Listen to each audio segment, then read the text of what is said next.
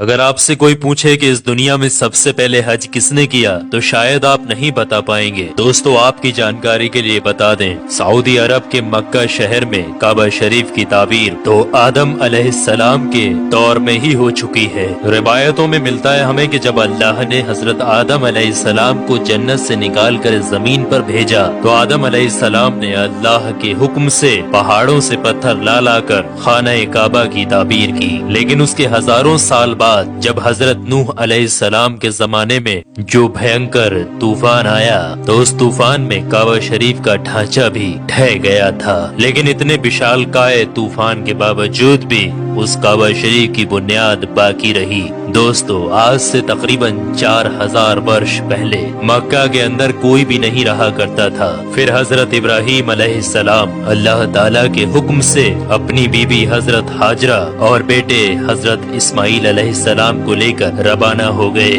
اور اس مقام پر پہنچے جہاں پر آج مکہ واقع ہے۔ اس دور میں وہاں پر نہ کوئی عمارت تھی، نہ پانی، اور نہ ہی یہاں پر کوئی رہا کرتا تھا۔ درختوں کے نام پر صرف ببول وغیرہ کی جھاڑیاں ہوا کرتی تھی۔ حضرت ابراہیم علیہ السلام نے بیوی اور بچوں دونوں کو یہاں بیٹھا دیا، تھوڑا سا پانی اور کھجوروں کو بھی پاس میں رکھ دیا، اور پھر آپ علیہ السلام شام کی طرف چلے گئے۔ حضرت ابراہیم علیہ السلام دوسری بار جب مکہ شریف آئے تو قیام نہ کیا، لیکن جب تیسری بار تشریف لائے تو حضرت اسماعیل علیہ السلام سے فرمایا کہ بیٹا اللہ تعالیٰ نے مجھے ایک حکم دیا ہے۔ تو حضرت اسماعیل علیہ السلام نے کہا تو اطاعت کیجیے۔ تو حضرت ابراہیم علیہ السلام نے کہا کہ اللہ تعالیٰ نے مجھے حکم دیا ہے کہ یہاں پر ایک گھر بناؤ۔ گھر کی تعمیر شروع ہو گئی۔ حضرت اسماعیل علیہ السلام پتھر لاتے جاتے اور حضرت ابراہیم علیہ السلام بناتے جاتے تھے۔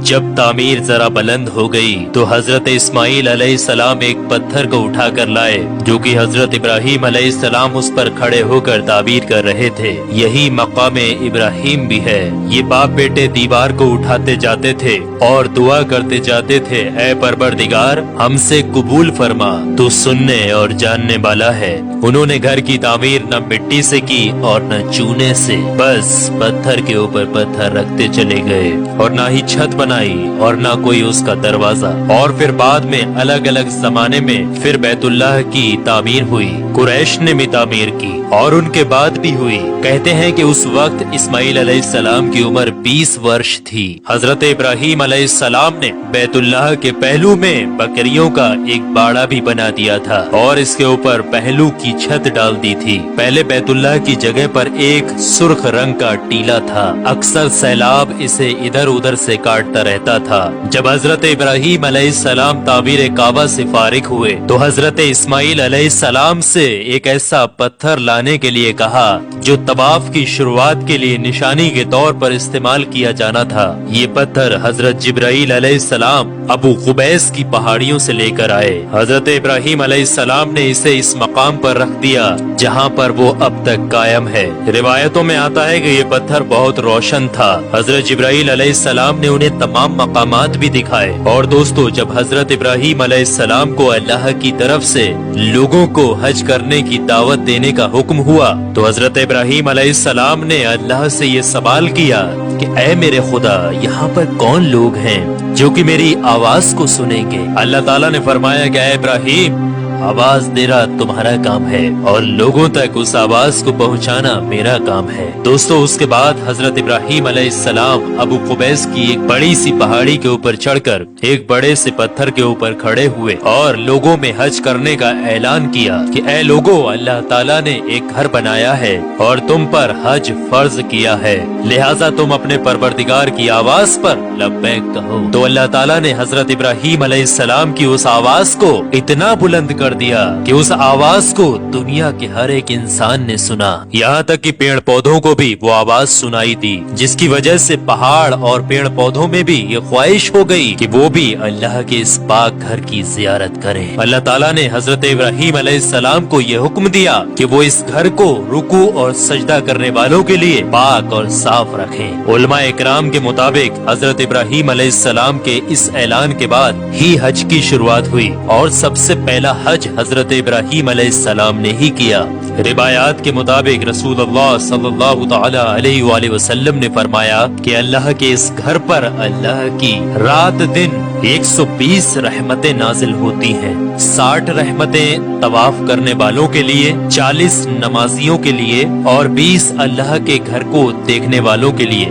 حضرت حسان بن عدیہ فرماتے ہیں کہ ہم نے رسول اللہ صلی اللہ تعالی علیہ وآلہ وسلم کے اس قول پر غور کیا، معلوم ہوا کہ یہ سب رحمتیں در حقیقت طواف کرنے والے کے لیے ہیں، کہ وہ طواف کرتا ہے، نماز بھی پڑھتا ہے اور کعبہ کی طرف دیکھتا بھی ہے۔ کسی نے کیا خوب کہا ہے، خانہ کعبہ میں طرح طرح کی فضیلتیں ہیں، گھر والا ہی انہیں جانتا ہے۔ جو کوئی بھی یہاں پر اپنی خطاؤں سے ڈر کر آیا، اللہ اس کی حفاظت کرتا ہے۔ طاہر الکربی لکھتے ہیں کہ خانہ کعبہ 11 مرتبہ تعبیر ہوا ہے۔ حضرت آدم علیہ السلام نے بنایا، حضرت شیش علیہ السلام نے تعبیر کیا، حضرت ابراہیم علیہ السلام نے تعبیر کیا، امالکہ نے بنایا، جرہم نے تعمیر کیا، کسی نے تعمیر کیا، قریش نے بنایا، عبداللہ بن زبیر رضی اللہ تعالی عنہ نے تعبیر کیا، حجاج بن یوسف نے بنایا، سلطان مراد نے تعبیر کیا جو کہ آل عثمان میں سے تھا۔ دوستو آپ کو بتا دیں، جو کعبہ شریف کی تعمیر کے لیے حلال مال اکٹھا کیا گیا تھا وہ کافی نہیں تھا، اس لیے 6 ہاتھ ایک بالست جگہ کم کر دی گئی تھی اور ایک چھوٹی سی گول دیوار بنا دی تھی تاکہ لوگ اس کے باہر طواف کریں۔ کعبہ کے اندر انہوں نے 2 صفوں میں 6 ستور رکھے تھے جس کے اوپر چھت تھی۔ اس سے پہلے کعبہ شریف کے اوپر چھت موجود نہیں تھی، دروازہ ایک رکھا تھا، چھت کی بلندی 18 ہاتھ تھی۔ حضرت زبیر رضی اللہ تعالی عنہ نے کعبہ شریف کی چھت کی بلندی 27 ہاتھ رکھی تاکہ عرش کے مناسب ہو جائے۔ ایک دروازہ داخلے کے لیے اور ایک باہر جانے کے لیے بنایا، دونوں دروازے سطح زمین کے برابر تھے۔ دوستو آپ کو بتا دیں، جس دن کعبہ شریف کی تعمیر مکمل ہوئی وہ دن بہت عجیب تھا۔ اس دن بہت سارے غلام آزاد کیے گئے اور بہت سی بکریاں ذبح کی گئیں۔ تو دوستو اب آپ لوگوں کو سمجھ میں آ گیا ہوگا کہ کعبہ شریف کی تعمیر کس کس طریقے سے، کس کس وقت میں کس کس نے کی اور سب سے پہلا حج کس نے ادا کیا۔ تو کعبہ شریف سے جڑے ہوئے کچھ رہسیائی چیزیں میں نے آپ کے ساتھ شیئر کی ہیں۔ اللہ سے دعا ہے کہ ہم تمام لوگوں کو حج کرنے کی توفیق عطا فرمائے۔